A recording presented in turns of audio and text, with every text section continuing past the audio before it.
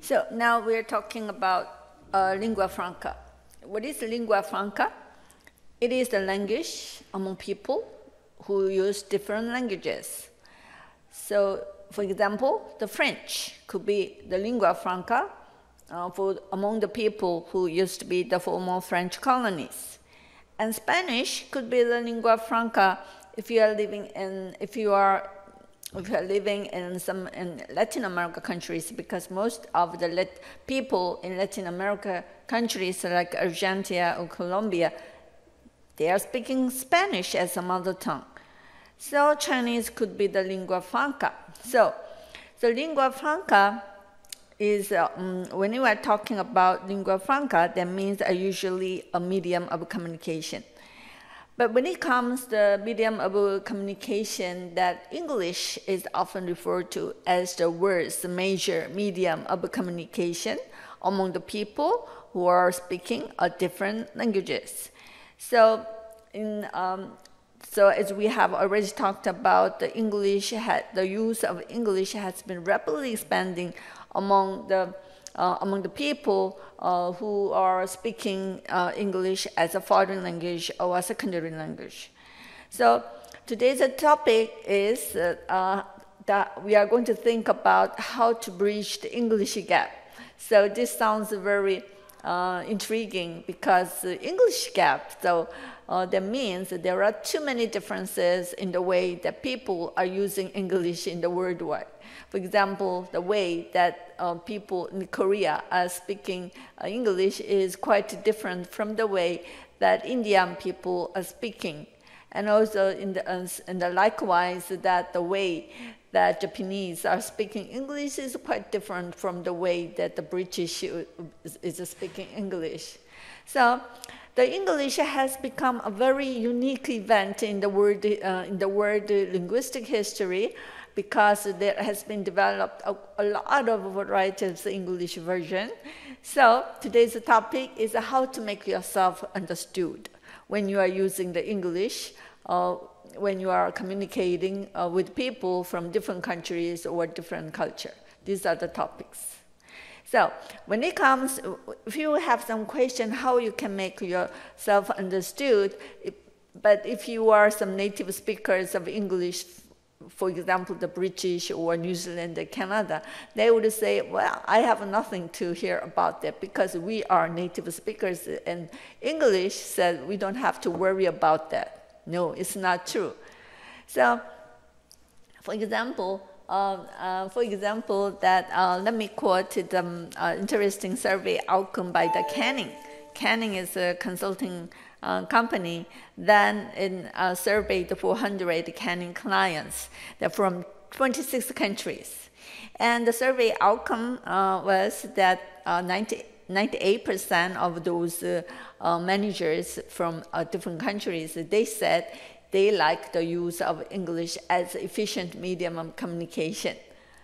But there is an interesting survey outcome as well, because the 60% of those who were surveyed said that they would prefer to use English with the non-native speakers of English. So what does it mean? If you are an Indian manager who are working for the Indian company, then you would prefer to use English with the Korean or Japanese or Chinese. Then they would speaking with the British. In other words, they prefer the English speakers from different countries, non-native speakers. It's more comfortable to speak with the non-native speakers of English. So, and also they said the 55% of those surveyed by the Canning consultant, they answered that the native speakers of English, they tend to take advantage of their linguistic advantage. So this is one example that native speakers of English, they always have advantage when they are communicating with other English speakers. So there is a very intriguing assumption about here. So that's why that we are now speaking about how to make yourself understood, so how to bridge the English gap. That means there is a growing gap between the native speakers of English and the speakers who are using English as a foreign language or the secondary language. So in this regard, let me show you, let me visualize the concept about the lingua franca. The topic is how to make yourself. How to make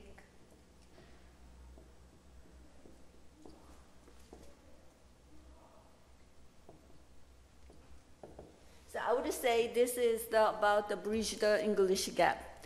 First of all, we should know why. So why question? I'm going to start the why question. So why question is, I would say there are two kinds of English speakers. One is the native speakers.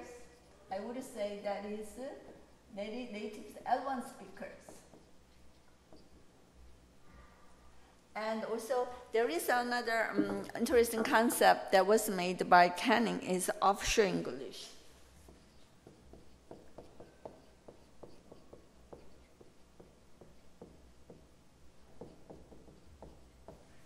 So what is offshore English? Offshore English is English that are used by the non-native speakers of English. So the question is why OE speakers, the assumption is the why OE speakers, they should learn the native English. So in other words, why OE speakers should learn standard English. Why Koreans should learn the British English at school.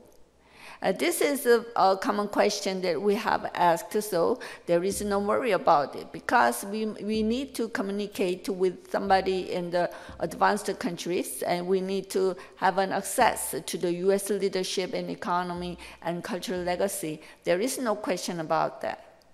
So we have always acknowledged that even if we are speaking Konglish or a Korean version of English or Singlish and Asian variety of English, the first step we should do is that is not a norm.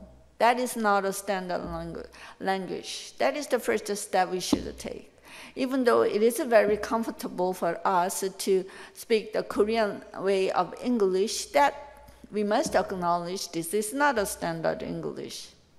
And also, we need to acknowledge that we need to be serious to learn about the form of the English. So, but there is an interesting question. The native L1 speakers, they should also learn the OE English. So why? The American speakers, they should learn OE English. And British speakers of English, they also need to learn the Korean Konglish or Singlish or Franglish. So why? This is the first question we are going to ask. And the second one is, then we have a second question is how? So how different? How different is it between the official English and and the standard English?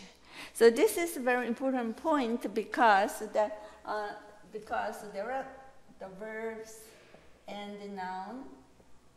So, for example, in Korean language tend to be noun-centered. Meanwhile, the native speakers of English, they tend to be very verb-centered.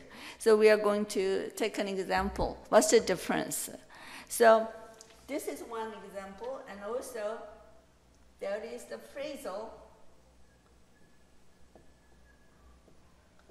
The phrasal verb. This is here, for example, we have some got on to, and there are many examples of phrasal verbs. The phrasal verb is the two words makes one meaning.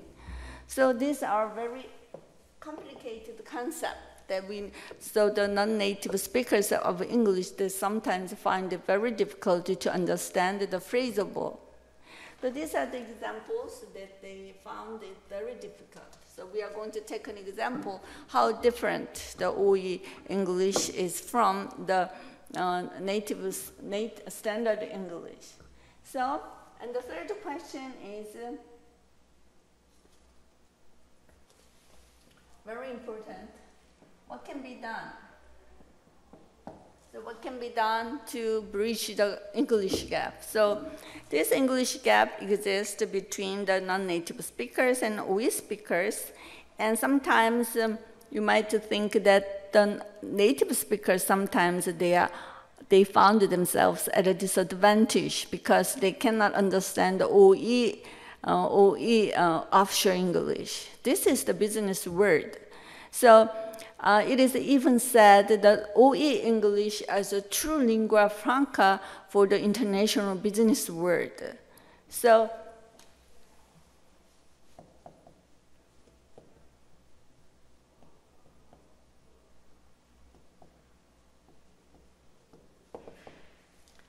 this is a very challenging conception. So it's not the standard English, but the OE English is replacing the standard English as a true lingua franca for the international business world. So what does it mean? So maybe we can think about the global turning point, and now the central gravity of economic power is now moving from the west to the east. So maybe some countries like China or India, they are taking more and more power, and the linguistic power sometimes results from the power of the speakers. So in this context, it makes sense. So the way the Chinese are speaking English, they may prevail. The way the Indians speak English, they may prevail. So the British English speakers, even if they are mother tongue speakers, they should eventually learn the offshore English. That's their logic, and sometimes it's controversial, but it sounds very sensible in many cases, even though it is controversial. So what should be done to bridge the gap? So the answer lies on the communication is here.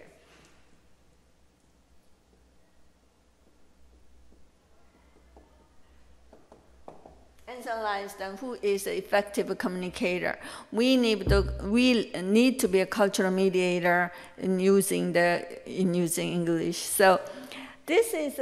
So what can be done to bridge the English gap between the offshore English and the mother tongue English? Then we must find this answer to the communication, the universal communication skill, the common communication skills here. And so in this regard, that when we are talking about English gap, you may think about this is the gap that exists between offshore English speakers and the native speakers, but the gap also exists among the people who belong to the same mother tongue, the native speakers of English. For example, there is British English versus American English.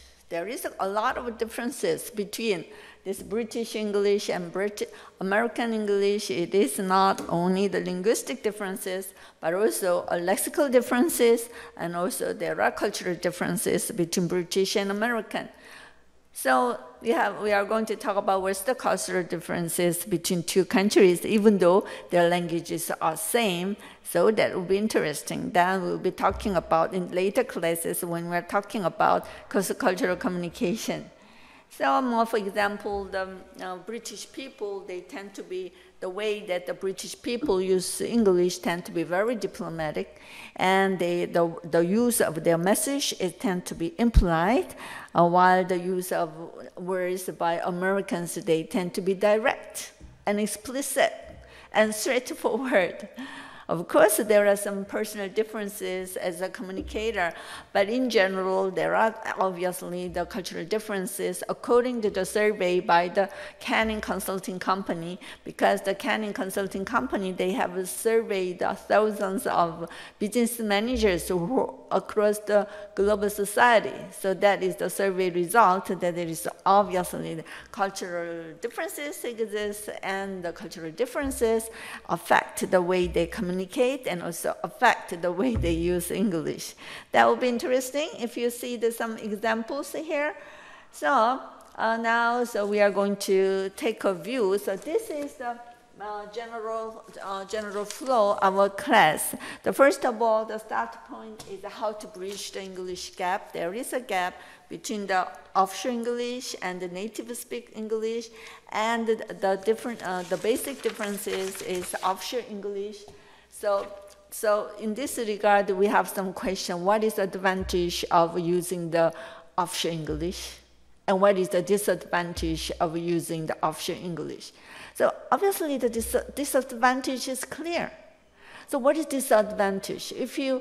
We can imagine, you can speak Konglish, or if you speak some Singlish and Junglish, then when we are talking among the Asian people, it might be okay. But if you are talking Korean Konglish when we are communicating with the American client or American counterpart, they might think us, how do they think of us? They would think of us as our English is very plain and very awkward. And there is no nuances. So and they would say that Konglish would be too obvious, and there is no nuance, there is no too plain. So this might be some disadvantage that offshore English, like Korean, Japanese, or India, they are speaking with the native speakers of British. However, then there is obvious advantage of the offshore English. What are the advantages? Advantages are obvious. There is no room for confusion. So the meaning is clear enough. So we don't have to worry about misunderstanding. The word is simple. So we don't have to sound complicated or diplomatic. So the words is very simple and clear. Actually, there are three principles when you are using English in the business world.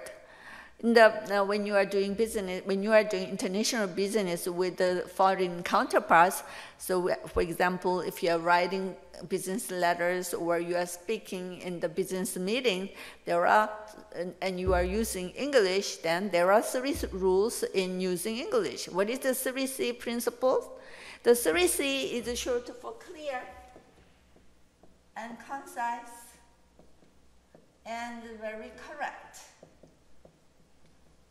These are the basic principles, 3 principles when you are using English as a foreign language, when you are doing business, international business with the foreign partners.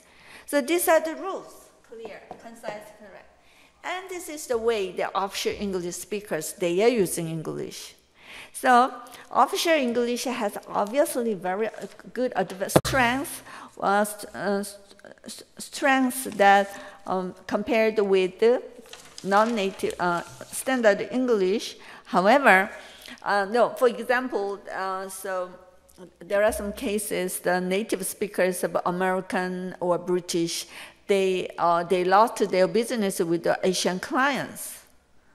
And they lost their business to another non-native speakers like Germany or India. Why? Because non-native speakers like Korean companies or Indian companies, they found it more comfortable to talk another non-native speakers. In another word, that OE speakers feel more comfortable to use English for communicating with another non-native speakers. In another word, they would feel more efficient to communicate with another non-native speakers. So let me take an example. So in the international, let's imagine that you join the international meeting. So international meeting, there are many business managers from different countries. Some are from Britain, some are from America and the USA, New Zealand. They are from the L1 speakers. And also the other group of business managers, they are L2 managers. I would say they came from the countries where English is used as a secondary of foreign languages. So let's imagine they had a discussion. But let's imagine, first of all, the Asian managers, they were talking one another. So in this regard, they feel very comfortable and they are communicating very effectively. They are speaking in English among Indian, among Chinese, and Japanese and Korean. But the problem starts when one British people or American speaker arrives. So what kind of problem occur you can expect, you can imagine. At the moment that the British speaker joins the international meeting, they begin to monopolize the conversation. Then suddenly the Asian business managers, they ran to the sideline and they become silent. So this is one of the problems. And when the British speakers or American speakers, they monopolize the conversation and they are speaking a lot, then the silence falls among the Asian managers. And do they understand what they are talking about? And after the meeting, most of the Asian managers say, I don't understand. I didn't understand what they're talking about. So what I couldn't understand, for example, the phrasal verbs. I don't understand their expression. I don't understand their words. So what does it mean? The official English is a very simplified form of English. So the official English speakers, they don't use complicated words, or they seldom use these phrasal verbs. They know how to speak and how to effectively communicate among the other offshore English speakers. So sometimes the native English speakers, they can put themselves at a disadvantage by making themselves difficult to be understood by other non-native speakers, in other words, offshore English speakers. That's why the British speakers or American speakers, they should learn. They should learn the offshore English, especially if the English is used for the business purpose. It's particularly for the international business purpose, the native speakers should learn the offshore English if they want to extend facilitate the communication flow with the offshore English speakers like India or China or Korea. So this is a very important message. They should be sent to both the native speakers and offshore English speakers. But I said before, that does not mean the offshore English speakers, wow, this is good news, we don't have to learn standard English. No, that's not true. The offshore English speakers like Korean, they should still continue to take it seriously to learn standard English. Why? This is a matter of intelligibility. As I often said, we are learning English in order to be intelligible to other speakers from the different countries. We need to be serious about the grammar and the form and standard English. So there are two aspects of English, why we should learn, why we speakers should learn the standard English. But it is very something new that the American speakers also must learn to adjust the way they're speaking to fit in the way that they are addressing people. For example, the American speaking with the Korean businessman, America must modify the English to fit the need of Korean style. Also, the British style, if the British is talking to the Chinese people, they must filter the way, moderate the way they are speaking English so that it can be easily understood. So this should be mutual. This should be the mutual process of bridging the gap between two versions of English. So the next question is what is, and also we can talk about the how different the English that we will continue. Then we have the new concept about the first friends.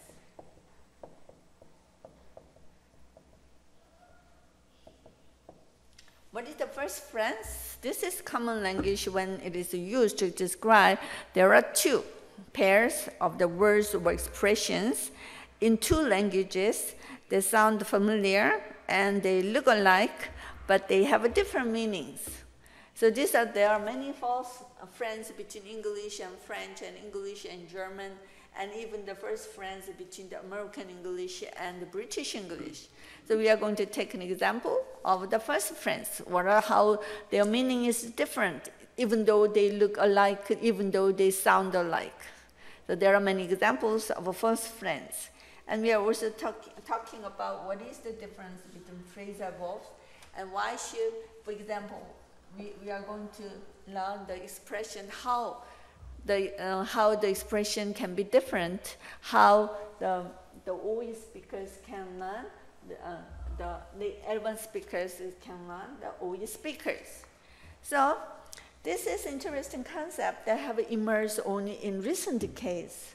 So lingua franca, so we will continue with this topic about the lingua franca.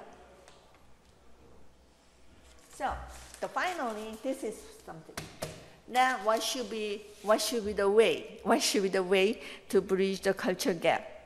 So to be a good OE speaker, first of all, to be a good OE offshore English speaker, first of all, we must acknowledge the different varieties of English.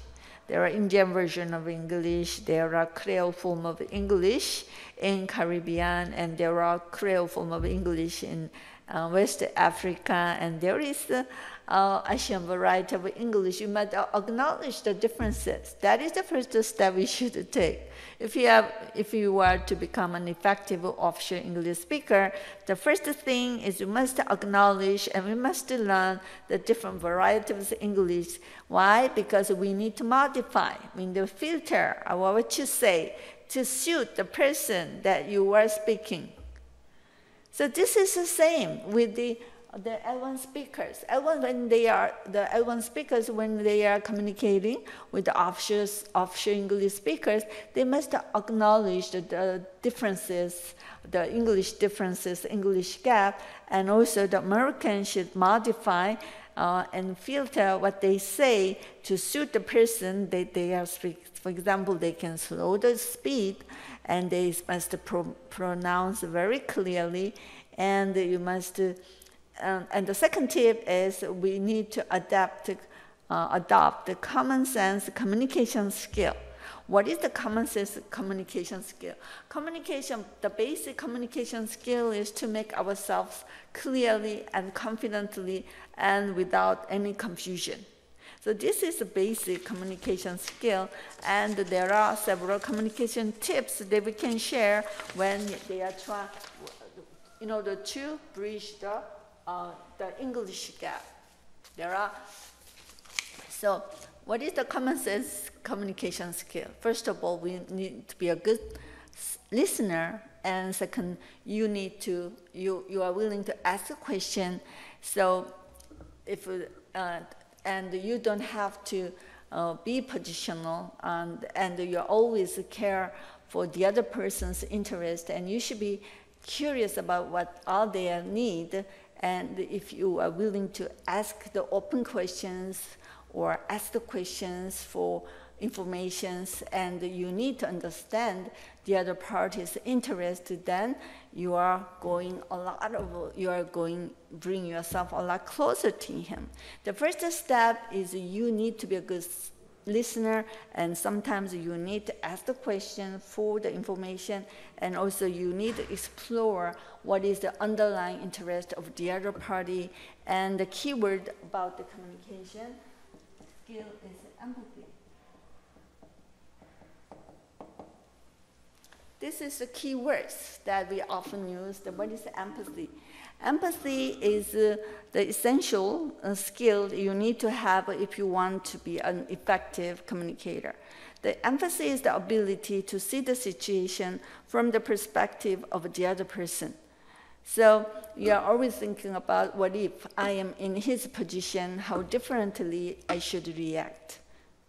So it's very important to have an empathetic attitude towards your counterpart when you are communicating with the other party. So these are the these are the three major topics that we are going to deal when it comes to bridge the English gap.